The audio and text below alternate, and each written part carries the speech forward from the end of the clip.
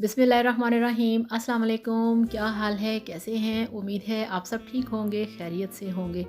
और मेरे दिल से दुआ है आप सब लोगों के लिए, आप सब जहाँ पे भी हैं, अल्लाह ताला आपको खुश रखे, हैप्पी रखे, हेल्दी रखे और आपके सब मसले मसाइल को हल करे और आपको रखे अपने हिफ्ज़ व ईमान में। आमीन। तो मैं हूँ मारिया अंसारी और ये है आपका अपना YouTube channel Maria Ansari food secrets. तो आज हम बनाएंगे करेले की सब्ज़ी। तो करेले का सीज़न शुरू हो चुका है, मार्केट में नए करेले आ चुके हैं और ये लंच टाइम है। और ये देखिए, ये मेरे पास है मटर पुलाव जिसके ऊपर दही का मैंने रायता डाला हुआ है और इसको मैं खाने लगी हूँ। और हमारे पास 1 पाव करेले हैं, 1 पाव हमारे पास प्याज हैं और 3 टमाटर हैं, ठीक है। और बाकी सारे मसाले हैं। तो बिस्मिल्लाह करते हैं, शुरू करते हैं। फ्लेम को ऑन कर दिया है और अब हम अपनी कढ़ाई के अंदर डालेंगे सबसे पहले कुकिंग ऑयल। तो कुकिंग ऑयल हमने इतना डालना है जिसके अंदर के हमारे जो करेले हैं वो अच्छी तरह से फ्राई हो सकें।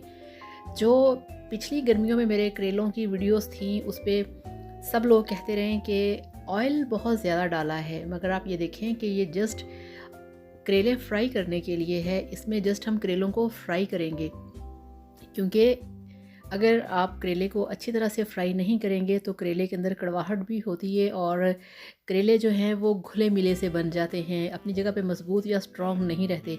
आपको मैं बताऊंगी कि किस तरह से आप करेले को मज़ेदार बना सकते हैं और स्पेशल टिप आपको दूंगी आज कि किस तरह से आप अपने करेलों की कड़वाहट ख़त्म कर सकते हैं। हर किसी को करेले बहुत पसंद होते हैं, मगर बहुत सारे लोग इस वजह से नहीं खाते कि इसके अंदर बहुत कड़वाहट होती है। और आज हम आपका यही जो एक प्रॉब्लम है उसको सॉल्व करेंगे, आपके करेले की कड़वाहट को ख़त्म करेंगे। तो चलिए, बातें करते करते हमारा जो ऑयल है वो गर्म हो चुका है। और इसके साथ साथ आपसे रिक्वेस्ट है कि वीडियो देखने के साथ साथ चैनल को भी सब्सक्राइब कर लें। तो चलिए बिस्मिल्लाह करते हैं और इसमें हम डालते हैं जो हमारे पास हैं करेले। बिस्मिल्लाहिर्रहमानिर्रहीम। तो ये देखिए, ये करेले हैं जिनको अच्छी तरह से धो के इनके ऊपर नमक लगा के आधे घंटे के लिए रख दिया था। और इसके जो छिलके हैं वो मैंने रिमूव नहीं किए। और इसके जो छिलके हैं वो सब लोग बहुत बुरी तरह से छील देते हैं और फिर उसका मसाला तैयार करते हैं। मेरे ख़्याल में आपको जो करेले के छिलके हैं वो नहीं उतारने चाहिए। छिलका बहुत हेल्दी सब्ज़ी है और आपको पता है ये सब्ज़ियों का किंग है, सब्जियों का बादशाह है करेला, ठीक है ना। इसको खाने से आपको टेम्परेचर नहीं होता और जो डायबिटीज़ के मरीज़ हैं, जिनको शुगर की बीमारी है, उनके लिए करेले बहुत बेस्ट हैं। ये वेट लॉस में बहुत बेस्ट हैं, ये आपके स्टमक के लिए बहुत बेस्ट हैं। तो करेले इतने इसके फ़ायदे हैं, इतने हेल्थ बेनिफिट्स हैं कि आपको मैं इसकी क्या क्या डिटेल बताऊं। मगर ये है कि आप करेले खाया करें वीक में 1 बार लाजमी। और इसका जो छिलका है देखिए कितना ग्रीन और फ्रेश छिलका है। आप खुद सोचें, अगर आपने इसको उतार दिया तो इसके पीछे क्या बचेगा। छिलका कभी भी रिमूव मत करें, ठीक है। जहाँ से थोड़ा सा ख़राब हो वहाँ से आप इसको छील सकते हैं, अदरवाइज़ आप इसको ऐसे ही पकाएं। तो आजकल करेलों का सीज़न है और बहुत सारे लोगों की रिक्वेस्ट आ रही है कि आप सीज़नल सब्ज़ियाँ बनाना सिखाएं। तो अब हमारा जो सीज़न है वो सब्ज़ियों का होगा। बहुत सारी मार्केट में नई नई गर्मियों की सब्ज़ियाँ आ रही हैं, ठीक है ना, मगर बहुत महंगी हैं। तो करेले भी बहुत महंगे हैं। तो ये देखिए, यहाँ पे जो करेले हैं वो गोल्डन कलर इन पे आ चुका है और ये हमने इनको फ्राई किया है। अब इस तरह से इसको हम ऑयल में से निकालेंगे तो एक एक जो कतरा ऑयल का है वो निकल जाएगा। अगर आप इसे कम ऑयल में फ्राई करेंगे ना, जैसे एक हांडी के लिए ऑयल चाहिए उतने में, तो फिर ना तो ये जल्दी फ्राई होते हैं, ना इनकी कड़वाहट ख़त्म होती है और फिर ये गीले गीले से घुले घुले से बनते हैं। तो इस तरह से बनाएंगे तो बहुत ही मज़े के बनेंगे, आप ज़रा ट्राई करके देखिएगा। तो इस तरह से सारे करेले जो हैं वो हमने ऑयल में से निकाल दिए हैं और देखिए हमारे पास काफ़ी सारा ऑयल है। अब हमने इस वाले ऑयल को हांडी में से निकाल देना है।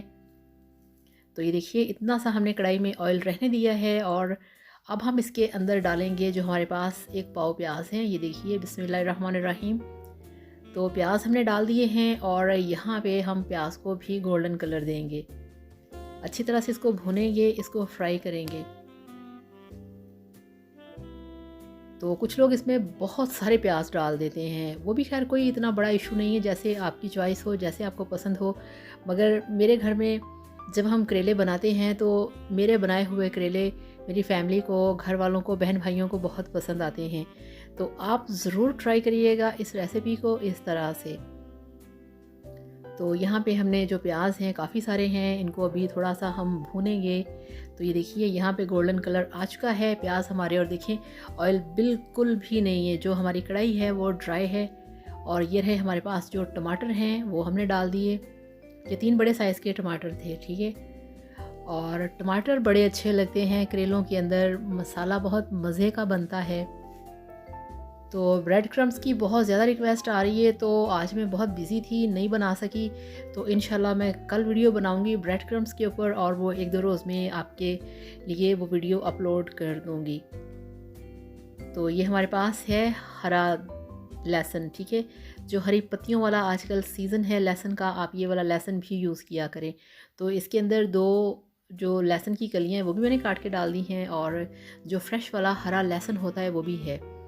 तो इस तरह से मसाले को हमने भूनना है, और बिल्कुल ये ड्राई है। यहाँ पे अब हम इसमें ऐड करेंगे थोड़ा सा ऑयल, ये देखिए जस्ट इतना सा, क्योंकि जो हमारा मसाला है वो नीचे कढ़ाई को लग रहा है, तो थोड़ा सा इसमें ऑयल होना चाहिए इस तरह से। तो मसाले की भुनाई, स्टेप बाय स्टेप भुनाई, ये बहुत ज़रूरी होती है।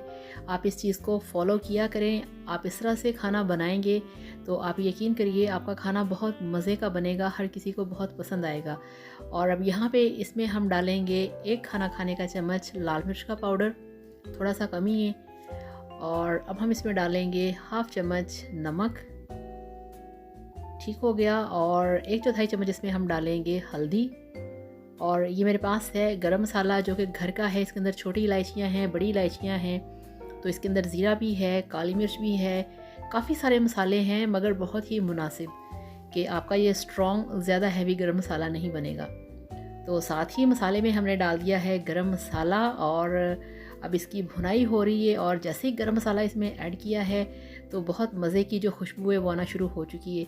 अब हम इसमें डालेंगे कटा हुआ अदरक। इस तरह से कटा हुआ अदरक भी जो होता है वो इस तरह की जो सब्ज़ियाँ होती हैं उसके अंदर बहुत मज़े का लगता है। तो ये 4 हरी मिर्चें हैं नॉर्मल साइज़ की, काट के वो भी डाल दी हैं।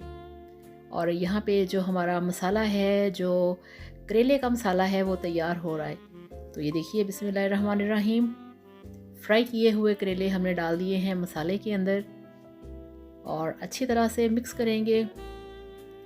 और यहाँ पे आप देखें कि जो हमने करेले फ्राई किए हैं उनका कितना परफेक्ट कलर है, ना तो वो कच्चे हैं और ना ही इनको ज़्यादा ब्राउन किया गया है।